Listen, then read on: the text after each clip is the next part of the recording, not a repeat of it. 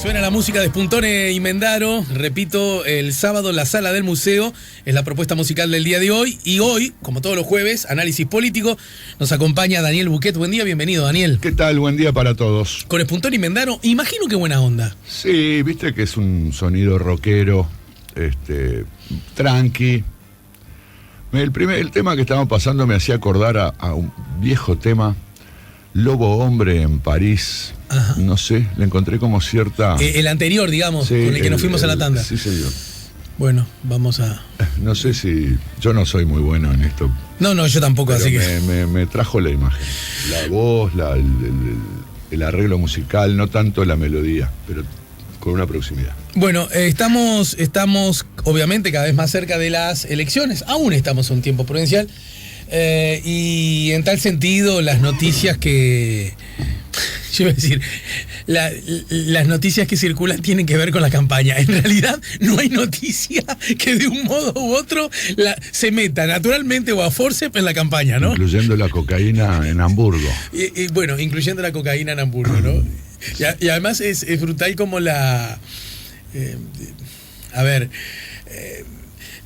INED, que es un instituto del propio Estado uruguayo, ¿no? Hijo de la última ley de educación, ¿no? Sí, una de las cosas positivas, Ni hablar. Indiscutibles de esa ley. Hace evaluaciones, ¿no? Entonces, los evaluados se enojan con INED, pero decís, ¿pero qué pasa? ¿Decís solo lo malo, acaso? Lo estoy grosereando, ¿no? No. Entonces, pero de pronto después el gobierno da datos acerca de que ha disminuido ciertos índices del delito, ¿no? Y entonces la oposición dice, ¿pero qué pasa? Son insuficientes. Entonces, uno porque son... ¿Dónde nos colocamos? Todo. Bueno, UPM. El anuncio de UPM. No hay nada. Fíjate que lo de la cocaína además tiene... Porque una cosa son las noticias que se vinculan, bueno, al conjunto de la actividad del país en el área que sea y cómo esas noticias pueden ser favorables o negativas para el gobierno. En el contexto de una campaña electoral se trata, el primer renglón es el gobierno que trata de ser reelecto y la oposición que trata de desplazar al gobierno.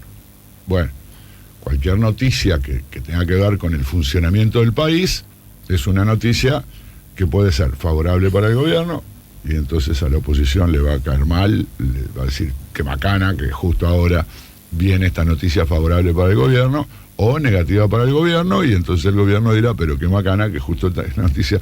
No, eso sería el informe del INED, bueno, como tiene algunos aspectos negativos, de hecho no es... El informe del INED, la verdad que no es tan negativo, ¿no? No lo es tanto, ¿no? En todo caso no es muy positivo, tiene algunos aspectos negativos y algunas cuestiones positivas de menor envergadura. Entonces, bueno, justo ahora en campaña electoral, ¿por qué no me lo guardá para diciembre? Que el INED presente los informes en diciembre si es que van a ser malos. Claro, si fueran a ser buenos, ¿no? O justo ahora andás a ver, mirá las presiones que debe haber metido el gobierno, las concesiones que habrá tenido que hacer para lograr que UPM haga el anuncio. Claro. Unos meses antes de las elecciones y generar un clima más positivo. Pero en todo caso, todas estas reacciones no pueden verse como novedosas, porque es fruto de la lógica que impera en los procesos electorales, ¿no? Es inevitable, ¿no? En realidad las noticias no son electorales, sino que la campaña electoral formatea las noticias. Ahora, lo de la cocaína que llevó a la renuncia de Enrique Cannon a la Dirección General de Aduanas tiene una connotación electoral directa, porque resulta que la Dirección General de Aduanas está en la órbita del Ministerio de Economía.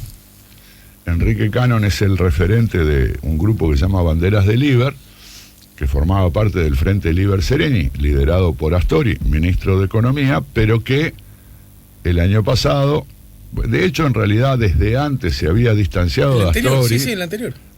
Pero no en la elección anterior, sino... No, el año anterior, no el año pasado. Sí, había créeme. habido algún... Sí, estoy pensando si no hubo antes algún chisporroteo entre Cannon y Astori, pero básicamente el año pasado este grupo decidió apoyar a Mario Vergara. ¿Te acuerdas que hubo un mail que trascendió? Sí, exactamente, que hacía... por eso. creo que, no sé si no fue antes que, no sé, ya 2015, por ahí, hace bastante tiempo. Si me apurás, diría a poquito tiempo de haberse instalado este gobierno. Correcto. Bueno, la candidatura de Mario Vergara generó, dentro en particular de Asamblea Uruguay y del Frente Liber Sereñi, algunos inconvenientes, algunos hasta enfrentamientos, ¿no? Porque figuras de Asamblea Uruguay, entre otras cosas, desertaron de Asamblea Uruguay para sumarse a la candidatura de Vergara, como la candidata a la vicepresidencia Graciela Villar, como el senador Enrique Pintado. Entonces, bueno, claro, surgió este problema, ¿no? Como otras veces ha surgido algún problema con algún funcionario del gobierno. ¿Qué hace el jerarca que está arriba? Lo banca y sale y dice: yo confío plenamente en fulano de tal, ¿no? O le dice: che, me parece que tenés que renunciar. Bueno, ¿viste? Hoy, a propósito del tema, también es justo decirlo, y además es bueno que obre en poder de los ciudadanos, en entrevista hecha En Perspectiva, el ministro Astori señaló que la renuncia fue fruto de un común acuerdo y que nada tuvieron que ver, ni incidieron en ninguna medida en los acontecimios de la política interna, esto que tú estás aludiendo. No, por supuesto, no tengo la menor duda al respecto. Bien, con relación a propósito de las elecciones, me parece muy interesante todo lo que está permitiendo analizar el momento por el que está transitando el Partido Colorado, ¿no? Con un Talvi que luce ascendente según las encuestas, al punto tal que una que se dio a conocer ayer lo pone incluso en la conversa del balotaje. Lo que luce, ayúdeme usted, doctor, lo que luce verdaderamente como una novedad en cuanto a número. Este asunto no estaba... Absolutamente. Pero además, no sin ciertos chisporroteos que hubo en la interna del partido, a propósito de habilitar o no, permitir o no, dar beneplácito o no a una posible candidatura al Senado de Pedro Bordaberry. Algunos comentarios. Bueno, sí, a ver, primero las encuestas, ¿no? Creo que ya han salido 3 encuestas post-internas que muestran con diferente nivel una variación en el escenario que imaginábamos como prácticamente inamovible, ¿no? Yo creo que podemos haber manejado desde tiempos inmemoriales que cuando venga la elección va a salir primero el Frente, segundo el Partido Nacional y después, bueno, en algún momento llegamos a pensar que el Partido Colorado podía ser hasta cuarto, ¿no? Sí, claro. Había encuestas hace 2 años atrás, 3 años atrás que el Partido de la Gente superaba al Partido Colorado.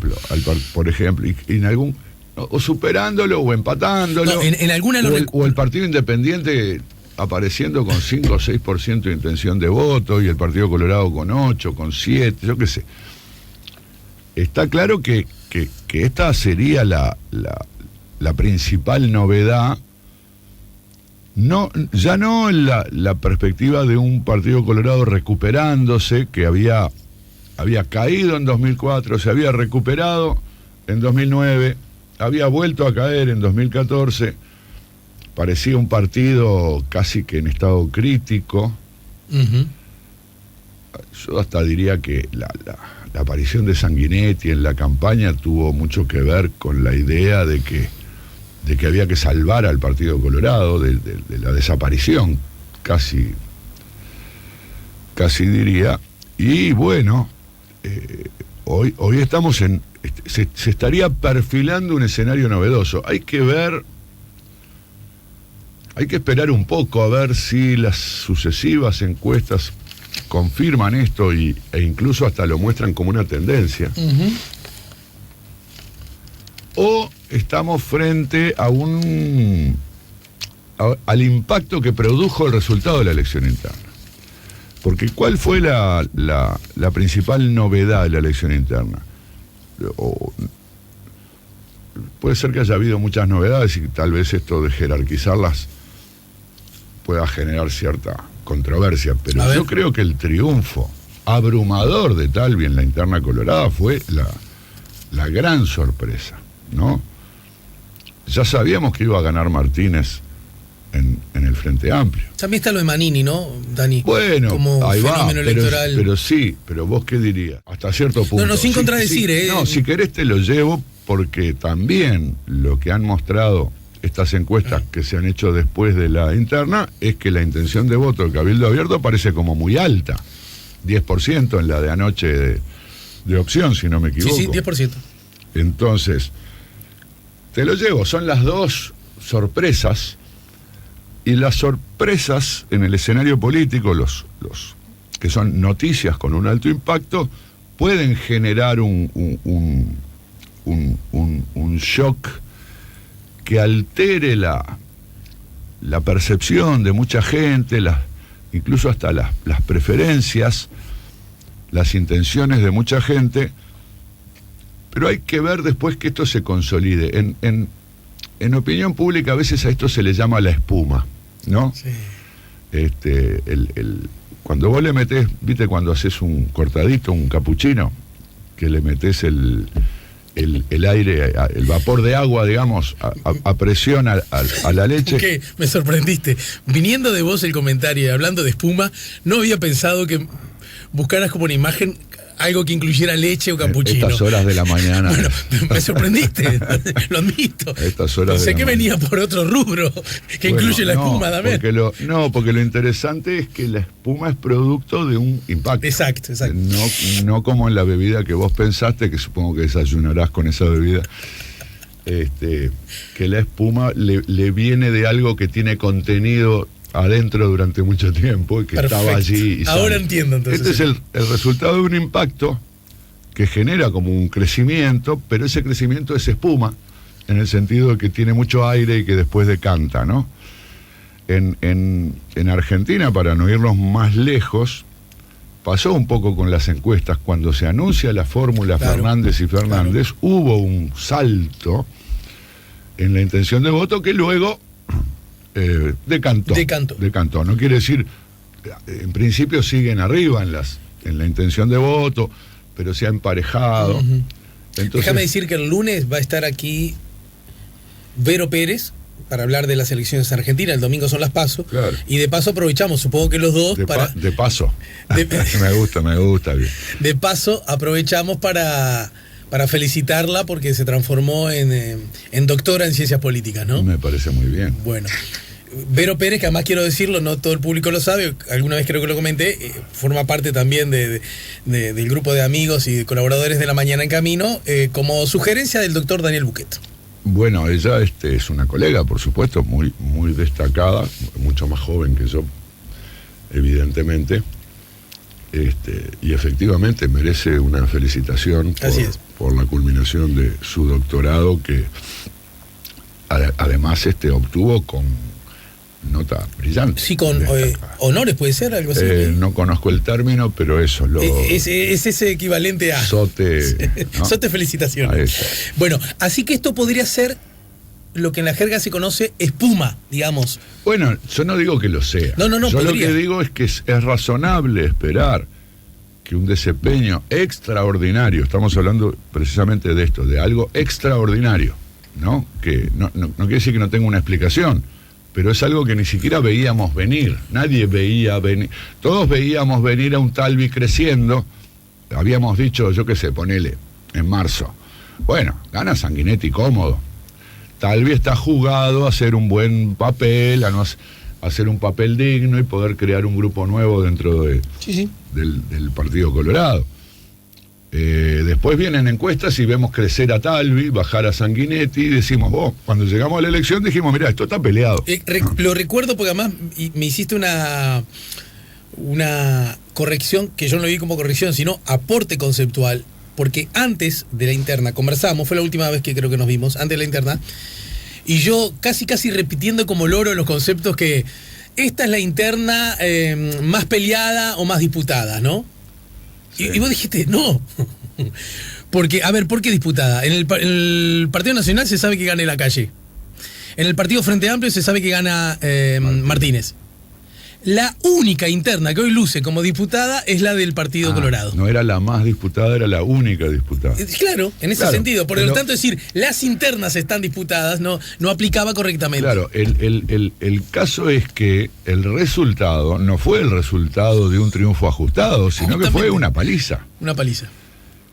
Si querés agregar lo de Manini, que tampoco creo que en realidad nadie había especulado acerca de cuántos votos podría llevar Manini, ni Novik, ni ningún otro partido menor, porque los partidos menores sufren las internas, no tienen competencia, no generan mayor interés.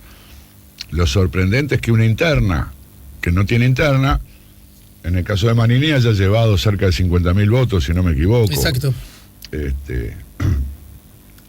¿Cuál sería la es curioso porque,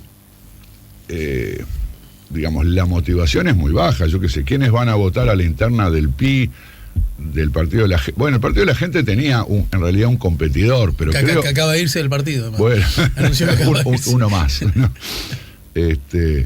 Pero creo que que no había una verdadera competencia. Sí, claro. La Unidad Popular, el PERI, en fin. Lo que tienen que hacer esos partidos es lograr que gente que le es muy leal, ¿no?, que se siente fuertemente vinculada, vaya a votarlos para superar el umbral y yo qué sé, y seguir en la carrera. El único objetivo. De todo modo, como sabemos que Manini es militar, que su partido tiene un componente militar muy alto, y entonces están quienes dicen que el voto que obtuvo Cabildo Abierto en la interna es un voto con un alto componente militar, lo que uno puede pensar es que los militares tienen alguna característica como la disciplina, y entonces percibieron la convocatoria a ir a votar como una orden de un superior. Bueno, incluso y por lo tanto cumplieron, como debe hacer un soldado. A propósito del tema, incluso más allá de lo que uno puede presumir, también hay algunos anuncios, incluso la posibilidad de ciertas investigaciones acerca si no hubo en algunas unidades militares efectivamente una orden. La recomendación explícita en esa dirección. Independientemente de que haya sido explícito o no, y se haya violado, por supuesto, en ese caso la obligada neutralidad que deben tener. Sí, claro. Está claro que hay bolsones de votos por Manini en lugares cercanos a donde hay cuarteles, ¿no? Y bueno, y hay muchas razones para pensar que hay un alto componente militar, y entonces este alto porcentaje en la interna se explica precisamente por eso, porque es un grupo que tiene cierta homogeneidad, que es, bueno, que ven posiblemente a Manini como uno de los suyos, y que tiene una fuerte disciplina. Entonces dice, ¿hay que votar? Sí, señor. ¿No? Y van y votan. Pero incluso después, esa misma noche, o a lo sumo al otro día, hubo un comentario del expresidente Sanguinetti que a mí me llamó la atención, no porque no fuera cierto el comentario, sino porque él lo dijera con tanta claridad. Y él señaló, palabra más, palabra menos, perdimos nuestros votos, muchos de esos se fueron con Manini. Porque bueno, está bravo. Una cosa es lo que todos sabemos, sí, mucho voto militar, se siente cómodo con Sanguinetti por diversas razones que una las puede rastrear en la historia. ¿Estamos de acuerdo? Pero otra cosa que el beneficiado de esos votos los diga tan claramente, ¿no? Sí, esta gente que me votaba a mí ahora votó en general. Parece ser el más molesto con la aparición de Manini. Y ha seguido esa... Bueno, hace unos días atrás generó cierta repercusión una declaración de Sanguinetti hablando del voto inútil, ¿no? Que votar a Manini es un voto inútil. Hay un espacio allí de movilidad electoral bien interesante, porque si vos querés, estamos hablando, las dos sorpresas de la interna, Talvi y Manini, encuestas posteriores a la elección interna que muestran que precisamente estos dos están pegando fuerte, han pegado fuerte en la opinión pública, esa es la impresión que me da. Sí. Y en el medio, un conflicto desde Talvi hasta Manini, ¿no? Pensándolo como un espectro, ¿viste? Talvi es el tipo que está más al centro, más moderado, de un electorado, en fin, un posible electorado colorado, o que ha sido colorado, ¿no? Con Sanguinetti y hasta con Manini, y un colorado, Pedro Bordaberry, llevado y traído en todo ese escenario, ¿no?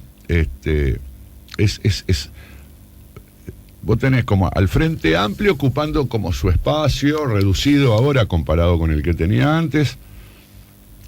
El espacio blanco, que parecía como súper estable, ¿no? Porque hace mucho tiempo que venía como en un 30%, tal vez ahora, vaya a saber, disminuido, no habría que confirmarlo, pero como un escenario de gran novedad y controversia en eso que podría ser el voto colorado desde, no sé qué, un vallismo progresista que pretende Talvi llevar adelante. No digo que Sanguinetti no pretenda hablar de un vallismo progresista, pero creo que la gente no le cree a Sanguinetti, o no lo ubica como vallista progresista, lo ubica más liberal, digamos, más contrario al Estado. Es raro, ¿no? Porque si uno piensa en Sanguinetti y en Talvi en los años 90, obviamente Sanguinetti era mucho más estatista y Talvi casi que un ultraliberal. Vos sabés que decir, te lo ¿no? dijo ahora para que... tengo unos amigos del liceo con los que nos vemos, ¿no?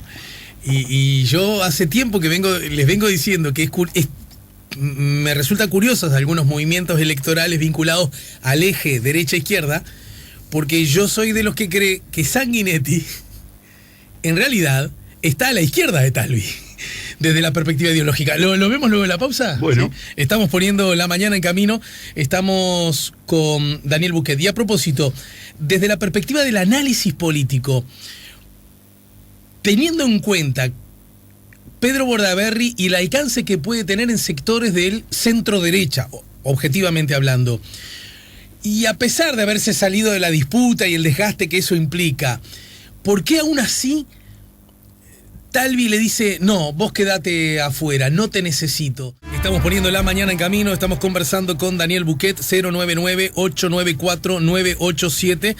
Mensajes diversos a propósito de diversos temas. Hola Alejandro, un saludo para Buquet. Me gustan sus comentarios, sus pausas. Bueno, es que es un 10 de antes, ¿no? Un crack. Saludos, lo dice Manuel. 099-894-987. Fui buenas. Cuando un jefe militar pide algo se interpreta como una orden y Manini llamó a votar solamente para ver su fuerza y además liderazgo. Fui militar, sargento, muchos años.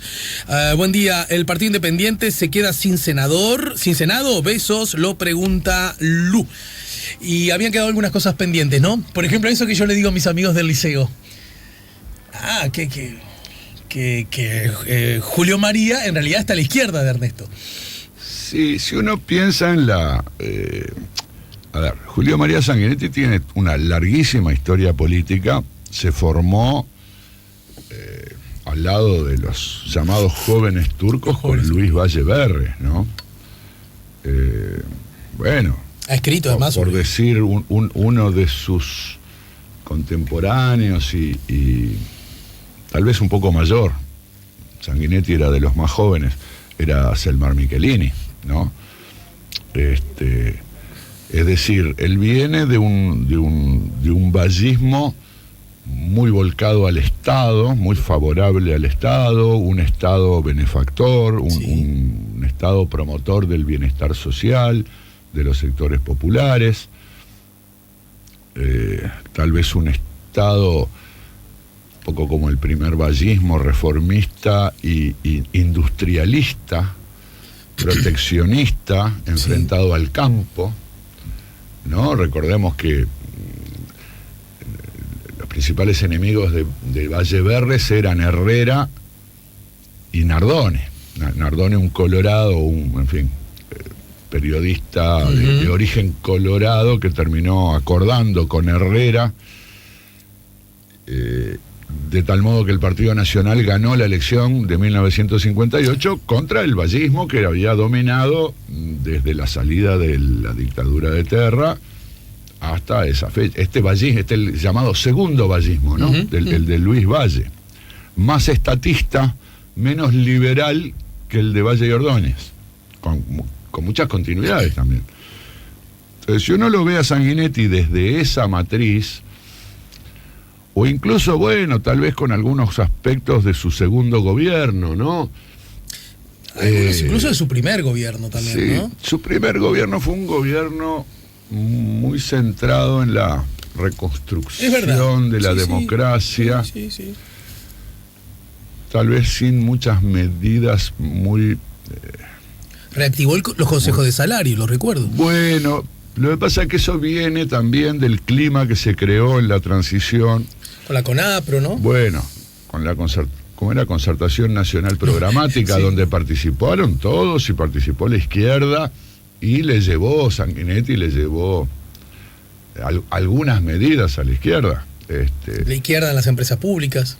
Bueno, una señal. A ver, se sale porque es una situación crítica en un escenario, si bien no dejó de ser conflictivo, la elección de la transición, en un clima de gran acuerdo político partidario democrático. Sí. Y Sanguinetti fue fiel a eso. Pero quiero decir, no quiere decir que sea su impronta, ¿no? Como esta era la agenda de Sanguinetti. No, esta es la agenda que se construyó en un escenario en el que Sanguinetti aprovechó mucho una serie de circunstancias para quedar al frente de ese proceso, ganar esa elección y ocuparse de restablecer la democracia. Claro, yo qué sé, se restituyó a todos los profesores destituidos de secundaria. Se normalizó la universidad, en fin. Bueno, relaciones diplomáticas con Cuba se retomaron, por ejemplo. Sí, por eso, se tomaron una cantidad de medidas que eran, por un lado, de normalización de la vida democrática del país, de superación de la dictadura o de reversión de cosas que habían ocurrido en la dictadura, en un clima, promoviendo un clima de acuerdo que en realidad tuvo su gran quiebre con la ley de caducidad. Exacto. Que fue como en definitiva el tema que absorbió casi todas las energías de la última fase de ese gobierno, última fase larga, porque la ley de caducidad es del 86 y se terminó haciendo un referéndum en el 89, el mismo año de las elecciones. Abril del 89. Ahora, el segundo gobierno de Sanguinetti, para no seguir divagándonos, es un gobierno reformista, es un gobierno que viene con una agenda pesada de reformas, con una coalición, con el Partido Nacional como socio, liderado por Volonté. Tiene la reforma de la seguridad social, tiene la reforma educativa. La reforma de la seguridad social, claro, vista desde el Frente Amplio en aquel momento era una reforma neoliberal. Sin embargo, si se compara con lo que recomendaba en aquel momento los organismos internacionales, el consenso de Washington, y además por lo que sabemos después, el gobierno uruguayo hizo una reforma mixta, una reforma que, a diferencia de lo que hizo en Argentina, se había hecho en Chile, se hizo después en México, que era privatizar las jubilaciones, básicamente, lo que se hizo fue generar un pilar complementario de ahorro individual con intervención del mercado, pero con una empresa pública liderando todo ese proceso, es decir, con una liberalización bastante ballista, o bastante moderada para ser liberal, pero también, por ejemplo, una reforma de la enseñanza muy estatista. Ahí sí, sin componente alguno, sin seguir recomendación alguna de organismo internacional. Fíjate una cosa. En realidad se le acusaba que sí a Rama, ¿no? Escuchá, el préstamo del BID, porque el BID decía lo que realmente tenía que... Pero eso es porque los izquierdistas están muy confundidos. Han estado muy confundidos mucho tiempo. Es una reforma súper estatista. Pero mira, a ver, para vos, si este es tu tema de charla con tus amigos. No, hay algunos, pero no todos los puedo decir al aire. Cuando Sanguinetti, impulsa a Rama como presidente del CODICEN, apoyando además un proyecto reformista pesado, no era vamos a hacer unos pequeños cambios, era esta es una reforma grande. Bueno, después fue una reforma que tuvo muchas dificultades para implementarse y posiblemente Rama haya tenido la culpa en algunos de los casos, no haber buscado acuerdos, más diálogo para lograr algunas cosas y no generar un escenario como el que se generó poco después, que fue de reversión. Como generó tanta bronca y tanto rechazo en algunos sectores docentes, amigos del Frente Amplio, lo que terminó haciendo el Frente Amplio fue desreformar cuando podría haber intentado. Y de todos modos, muchas cosas quedaron. Pero fíjate qué interesante para lo que vos decís. Cuando Sanguinetti y toda esta coalición promueve esta reforma, que es estatista, Talvi que decía, porque lo promovía públicamente, el voucher, el modelo chileno, claro, la privatización, no es exactamente la privatización, es la generación de un mercado educativo donde la población recibe un subsidio del Estado parejo. En lugar de decirle a la gente, mirá, vos tenés la escuela pública que es gratis, y si no hay escuelas privadas, problema tuyo, pagalas, no. Le damos a todo el mundo un voucher por tanta plata, ¿no? Ponele que fueran, no sé cuánto sale un colegio privado, pero ponele que fueran 5.000 pesos.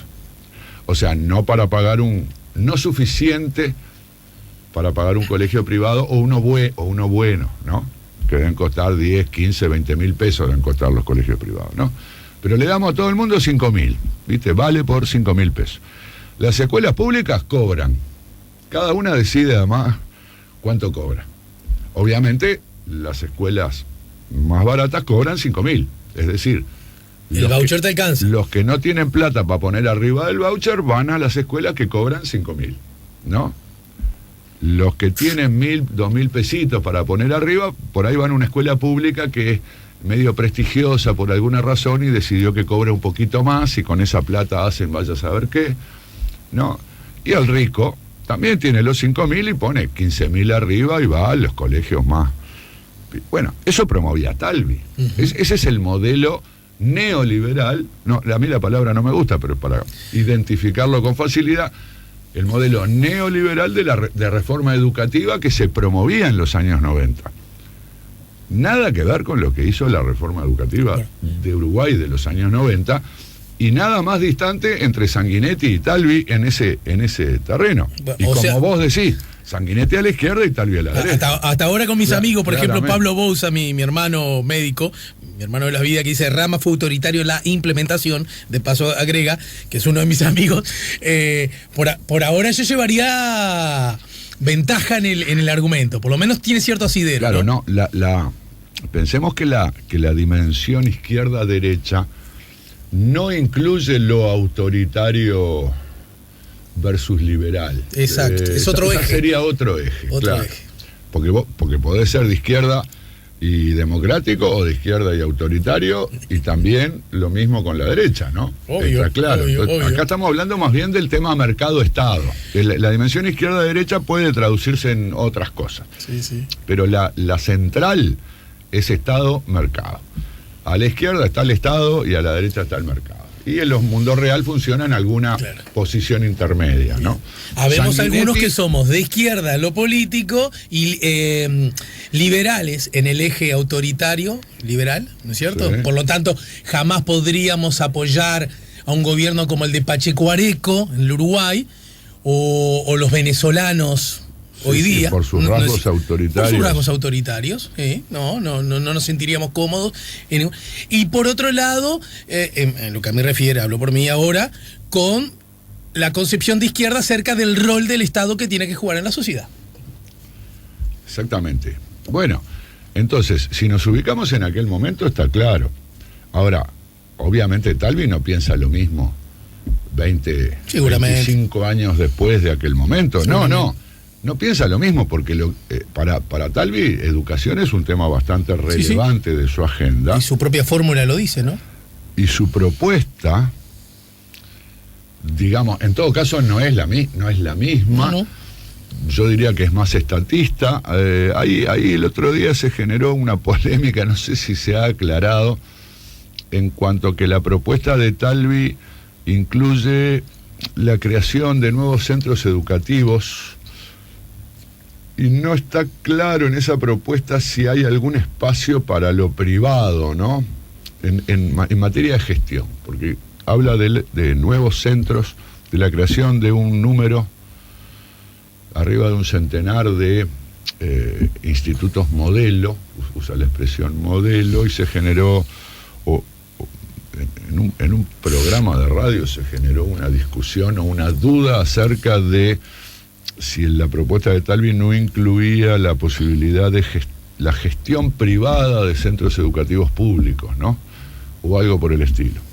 En fin, podría haber algún componente liberal en la propuesta educativa de Talvi, pero en todo caso no está ni cerca del modelo liberal, ultraliberal del voucher. Bueno, se podría, ya que lo planteas en esos términos, se podría decir que en el espinel político hoy día, y mucho más de cara a las elecciones, propuestas de esa naturaleza, digamos, las que a vos no te gusta, pero que todo el mundo entiende, neoliberales, en forma explícita por lo menos, ya no hay, ¿no? Bueno, yo creo que el mundo en el siglo XXI... Lo digo acá en Uruguay, yo que sé. En el siglo XXI, digamos que el neoliberalismo, sea lo que sea el neoliberalismo, a mí no me gusta usar el término porque creo que se usa con mucha ligereza. En la década del 80 y 90, en esas décadas, propiciado por los gobiernos de Reagan y Thatcher, que surgieron justo a fines de los 70 en el mundo anglosajón y dieron auge a este proceso que en América Latina, a mi modo de ver, se lo puede identificar con aquel documento llamado el Consenso de Washington, claro, que establecía una especie de decálogo de medidas que los estados latinoamericanos deberían tomar para superar la crisis y que algunos tomaron, o muchos tomaron algunas medidas y algunas tomaron más integralmente, y ese modelo fracasó. Ese modelo terminó, digamos, con las crisis de fines de siglo, ¿no? Del 98 al 2002 se generó unas caídas generalizadas de los mercados, unas crisis de los estados latinoamericanos, y además ni más ni menos que el comienzo de la famoso giro a la izquierda en la región. Pero además, ¿no?, con la calidad de vida de millones de personas muy mala, ¿no? Como reacción a estos resultados socialmente tan negativos de esos procesos de ajuste que evidentemente no tomaron en cuenta algunos factores muy relevantes.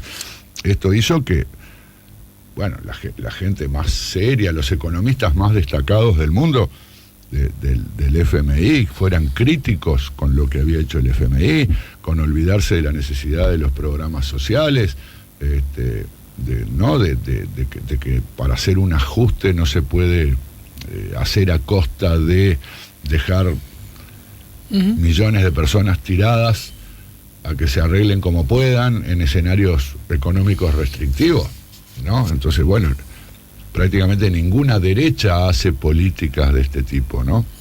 Más allá de que hagan políticas liberales pro mercado, buscan siempre compensar con programas sociales, con otro tipo de medidas. En fin, después la gente evaluará lo que hacen las izquierdas, lo que hacen las derechas y qué es lo que prefieren. Lo que sí está claro es que las derechas de los 90s, ya sean los políticos de derecha o ya sean los economistas de derecha, hoy no piensan lo que pensaban en los 90. Y en ese contexto, como para el cierre por hoy, otra pregunta que yo te hacía: ¿desde qué lectura puede explicarse que Talvi le haya dicho que no a Bordaberry? No, un error, un error de cálculo de Talvi, lo atribuyo, aunque no sé, también puede ser una cuestión de que sea una persona más bien caprichosa, porque en este escenario, donde es obvio que Talvi que tal vez aspiraba originalmente a decir, bueno, voy a consolidar un grupo político nuevo dentro del Partido Colorado, y terminó siendo candidato al Partido Colorado, y ahora las encuestas le dicen, y yo creo que él puede haberlo hasta pensado antes, ojo que no está claro quién va a ser segundo, y aspirar a ir a un balotaje, él, ¿no? Y aspirar hasta ser presidente, y ganar ese balotaje. Bueno, una cosa que necesita es que el Partido Colorado saque la mayor votación posible. Y yo creo, de hecho, Bordaberry, cuando se fue a reunir con Talvi y con Sanguinetti, llevó una encuesta, llevó un estudio. hay un sector de votos a la derecha, yo diría más de derecha conservadora que de derecha liberal, que es un nicho electoral que Bordaberry cultivó, que es un nicho electoral que votó a Bordaberry, y que hoy vota a Manini. Vos fíjate que si Cabildo Abierto tiene 10 puntos, yo creo que es posible que la mayor parte de ese voto sea un voto que sin Cabildo Abierto vota al Partido Colorado. Sí. La mayor parte. Y dentro del Partido Colorado, a Bordaberry. Entonces, claro, Sanguinetti naturalmente se tiene que calentar con esta actitud de Bordaberry, más allá de que tal vez fue un poco excesivo, porque Pedro quedó súper ofendido con la forma en que Sanguinetti lo cuestionó y dijo que le había arrancado un brazo. Sanguinetti se dedica a arrancarle los brazos a sus compañeros. Ahora, yo entiendo que Sanguinetti se caliente, ¿no? Porque fíjate que Sanguinetti era un hombre que estaba más bien retirado, apoyando desde la casa, escribiendo libros, dando conferencias. De repente elogió mucho a Bordaberry cuando se convirtió en el líder del Partido Colorado, le dio mucho apoyo, le dio para adelante, y de repente Bordaberry dice, bueno, ¿sabes qué? Me retiro, ya me aburrí de la política, en la próxima ya me dedico a otra cosa. Oh, qué cagada, dirá, perdón por la expresión. Tal vez Sanguinetti no use esta expresión. Me suena que no, ¿sabes? De verdad. Qué macana. Qué macana se va a Bordaberry. Dijera Gasalla, qué problema, ¿no? Se promueve la figura de Talvi y Sanguinetti le va a dar su apoyo a Talvi. Talvi dice, no, disculpame, yo no quiero el apoyo de ninguna figura vieja porque esta es una propuesta renovadora. Ojo, dice, al mejor estilo con el que arrancó Bordaberry. ¿Vos te acordás que cuando arranca Bordaberry, arranca diciendo del viejo Partido Colorado, de los estilos del viejo Partido Colorado? Cuando arranca estoy diciendo, yo no quiero nada.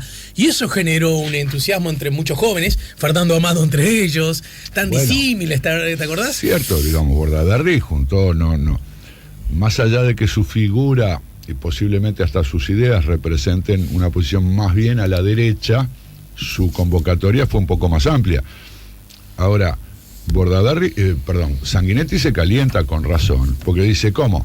Me venís y me decís que vos no vas a hacer nada, el otro no quiere mi apoyo, me obligan a salir a la cancha, hacemos todo el desgaste, todo el esfuerzo, ¿no?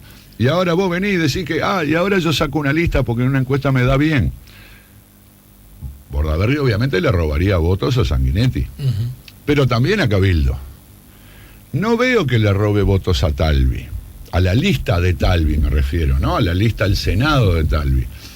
En cambio sí creo que le puede traer votos a la candidatura presidencial de Talvi. Yo no creo que para Talvi, bueno, andás a ver, ¿viste? Me tengo que comer mis palabras porque cuando llegue octubre Talvi le sacó 20 puntos a la calle Pou, ¿no? Sí, entendido. Y podría decirte, ves que no los necesitaba. Bueno, claro, podrá decir, yo tenía razón, sí. No quería contaminar al partido con una fracción más a la derecha, yo qué sé, lo que vos quieras. Yo lo que digo es que desde el punto de vista de Talvi, y visto desde hoy, que salga una lista Senado Bordaberry dentro del Partido Colorado, era conveniente. Así actuaron además los partidos tradicionales durante toda su historia, durante toda la parte democrática de la historia del Uruguay, o sea, más de un siglo. ¿Haciendo qué? Bueno, abriendo el juego, abriendo la cancha. Acá el que quiera, que presente lista, porque trae votos para el partido. Entonces acá se inventó una regla que no se había usado hasta ahora, que obviamente no está escrita, y es, porque ya hay una regla escrita, es si vos en la interna te presentás por un partido, después, hasta que termine el ciclo electoral, no podés participar en otro partido. Exacto. Ahora, acá se aplicó una regla que no está en la Constitución ni en la ley, que es, si vos no participás en la interna, entonces después no vengas a sacar una lista.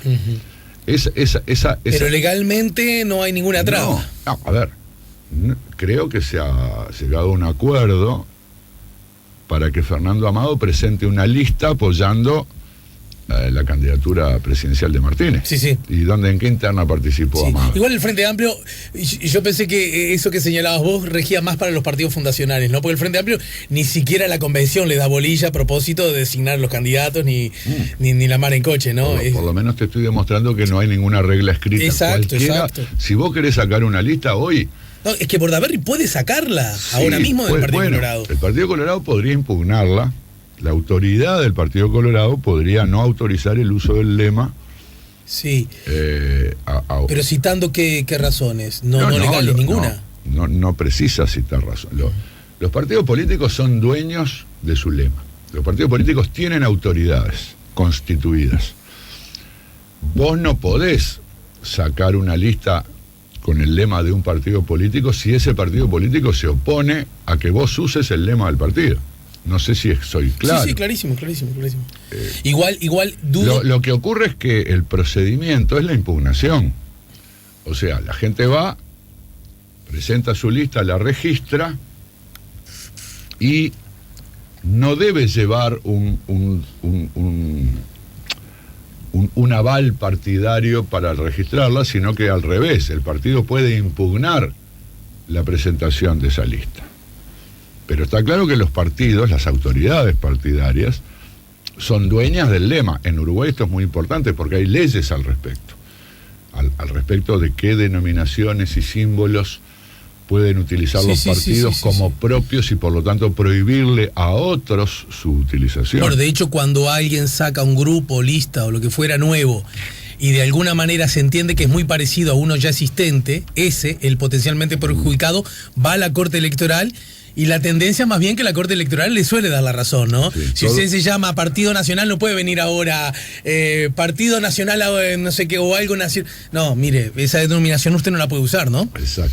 Ahora, porque, como dice la ley y fundamenta la Corte, podría inducir a confusión al elector. Termino, pero estas dos últimas encuestas que se dieron a conocer, que... Mirá, qué increíble lo que acaba de ocurrir. Recibo un mensaje de Damián. Damián es mi peluquero. No vale hacer comentarios irónicos acerca del volumen de mi cabello, ¿está? No, pero no durás mucho en la peluquería, ¿no? No, al contrario. 5 minutos. No, voy a ponerme unas gotitas para evitar que se siga cayendo. Ese es el rol. Y la verdad que hace muchos años que lo vengo haciendo, así que cierto éxito ha tenido. Muy bien, ¿verdad? Así que vamos arriba. No avanza la calvicie. Mi amigo Damián. Damián, para que veas que no solo hablo con mis amigos del liceo, también obviamente hablo con el peluquero. Para ser francos, el que habla es el peluquero. Damián me dice lo siguiente con relación a la jugada de Talvi, porque yo estoy en la línea que vos te estás expresando ahora, ¿verdad? Yo entiendo perfectamente a Sanguinetti, entiendo perfectamente a Talvi, lo dije en televisión el otro día, pero creo que desde el punto de vista electoral cometieron un error por las mismas razones que dijiste vos. Sin embargo, también porque hay que escuchar otras visiones, Damián es de los que cree, probablemente esté Talvi en ese grupo también, que dice, cuidado, porque si bien vos, con cierta alianza o permitiendo otras opciones, conquistás votos de otro lado, hay que ver si esos que manifestaron predisposición de votarte, si vos empezás a recibir votos de otro lado, igual te siguen votando a vos. ¿Se entiende? Se entiende, pero no comparto.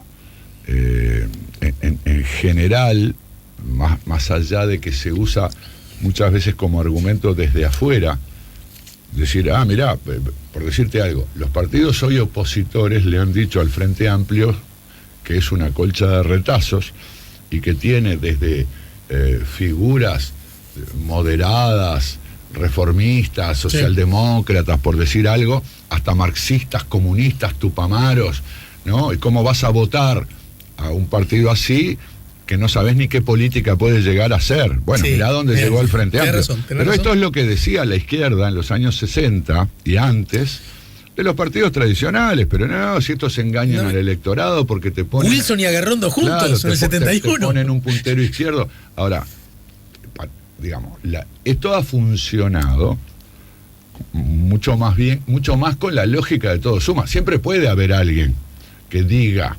si está yo iba a votar a Talvi, no, pero si saca una lista de Bordaberry, entonces no lo voto. Está bien. Puede haber uno o dos que hagan eso, pero vos te imaginás a la gente reaccionando de ese modo. Yo digo, la gente que se entusiasmó con Talvi, si mantiene el entusiasmo, si no es espuma. Sin embargo, Talvi, en esa dirección, para mi gusto, hizo una jugada maestra cuando la misma noche de las elecciones Y el mismo día que la calle Pou dice, y ahora voy a llamar a todos, desde Pablo Mieres al general Manini, para gobernar juntos, y ahí levanta la mano de Beatriz, ¿no? Y todo. En ese mismo momento tal vez dice, no, Manini, yo no. Sí. Ese fue un lindo gesto para el centro, ¿no es cierto? Claro, eso lo ayuda, si es que él pretende, y creo que de alguna manera es la imagen que genera a la izquierda de la calle Pou. Eso. ¿Verdad? No digo a la izquierda. No, clarísimo. Yo diría que es más bien al centro, con la calle Pou a su derecha, tratando de dejar a la calle Pou a su derecha, cosa que no es difícil, porque por más que el discurso y el programa de la calle Pou también es moderado, su mensaje, sus antecedentes, sus antecedentes familiares, sus antecedentes políticos lo ubicarían un poco más a la derecha, sobre todo con algunos componentes más conservadores, no a la derecha en el sentido liberal del término, sino más bien en el sentido conservador del término. Conservador en lo moral, digamos. Moral, conservador político. Y Talvi quedaría, digamos, ocuparía un espacio más liberal, más cercano al vallismo, y por lo tanto un espacio donde eventualmente también hay más votos. Perfecto. Bueno, mi amigo Daniel, gracias. ¿Juegan el domingo ustedes contra Peñarol? Pues sabes que el día no lo tengo en el presente. Nosotros jugamos el sábado contra Wanderers, justamente donde se lució la camiseta celeste por primera vez. ¿Y por qué digo justamente? Porque fue en Belvedere. El sábado juega la Celeste por la medalla de bronce. Es cierto, viste el partido ayer, Panamericano. ¿No? Fue el único partido que vi, muy decepcionante. Yo esperaba ver un gran equipo, pues no había visto nada hasta ese momento. Sí. Y no, la verdad que fue muy decepcionante. Lo que sí debo decir es que la saga mejoró mucho con el ingreso de Gastón Álvarez. Bandido. Bueno, ahora de esto vamos a hablar con Mincho luego de la pausa. Gracias, Daniel. Ya volvemos con La Mañana en Camino.